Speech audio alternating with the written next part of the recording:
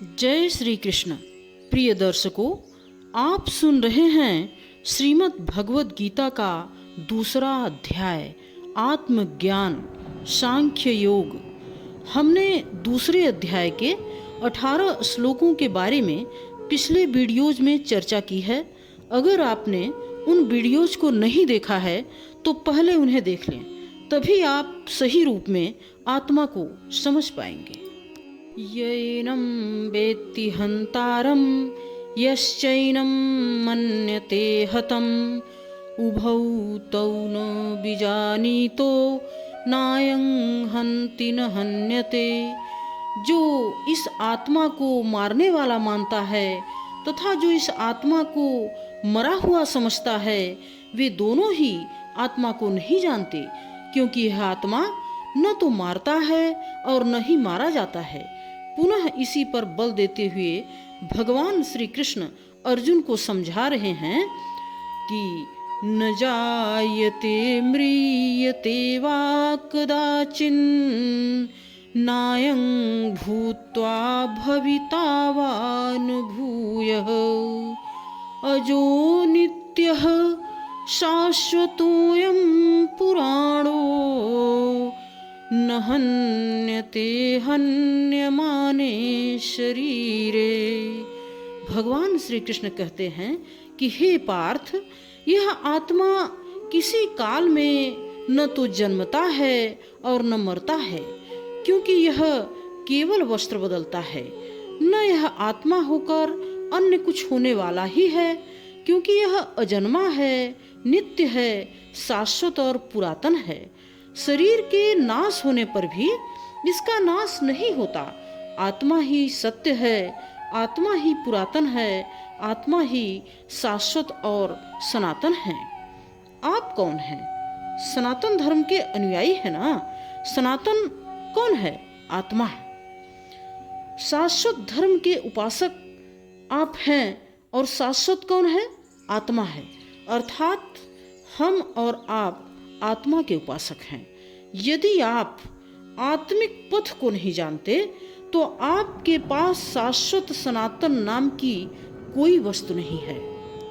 वेदा विनाशिनं नित्यं येनामजमव्ययं कथं स पुरुषः पार्थ कं घातयति हन्तिकम्।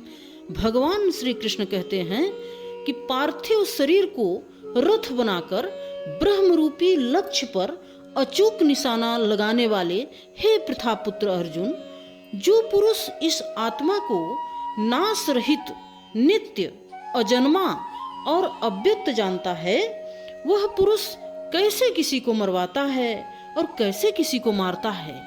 अविनाशी का विनाश असंभव है। अजन्मा जन्म नहीं लेता, अतः शरीर के लिए शोक नहीं करना चाहिए। इसी को आगे उदाहरण से और स्पष्ट करते हैं। देखिए अगला श्लोक। वासांसि जीर्णानि यथा विहाय नवानि गृह्णाति नरोपराणि तथा शरीराणि विहाय जीर्णान्यानि संयाति नवानि देहि। भगवान श्री कृष्ण कहते हैं कि हे अर्जुन, जैसे मनुष्य जीर्णानि वासांसि अर्थात जीर्ण शीर्ण पुराने वस्त्रों को त्याग कर नए वस्त्रों को ग्रहण करता है, ठीक वैसे ही यह जीवात्मा पुराने शरीरों को त्याग कर दूसरे नए शरीरों को धारण करता है। जीर्ण होने पर ही नया शरीर धारण करना है तो शिशु क्यों मर जाते हैं? यह प्रश्न तो आपके दिमाग में अभी चल ही रहा होगा।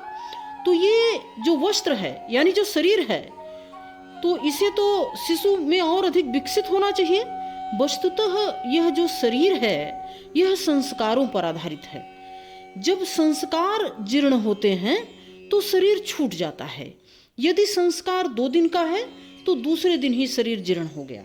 इसके बाद मनुष्य एक श्वास भी अधिक नहीं जी सकता। संस्कार ही शरीर है। आत्मा संस्कारों के अनुसार नया शरीर धारण कर लेता है। नैनं छिन्दन्ति शस्त्राणि नैनं दहति पावकः न चैनं क्लेदयन्त्यापो न शोषयति मारुतः। हे अर्जुन, इस आत्मा को शस्त्र आदि नहीं काट सकते, अग्नि इसे जला नहीं सकती, जल इसे गीला नहीं कर सकता और वायु इसे सुखा नहीं सकती। अच्छेद्योऽयं दाह्योऽयं अक्लेद्यो शोष्यैव च नित्यः सर्वगतः स्थाणुः अचलोऽयं सनातनः। भगवान श्री कृष्ण अर्जुन को समझाते हुए कह रहे हैं कि यह आत्मा अछेद्य है, इसे छेदा नहीं जा सकता।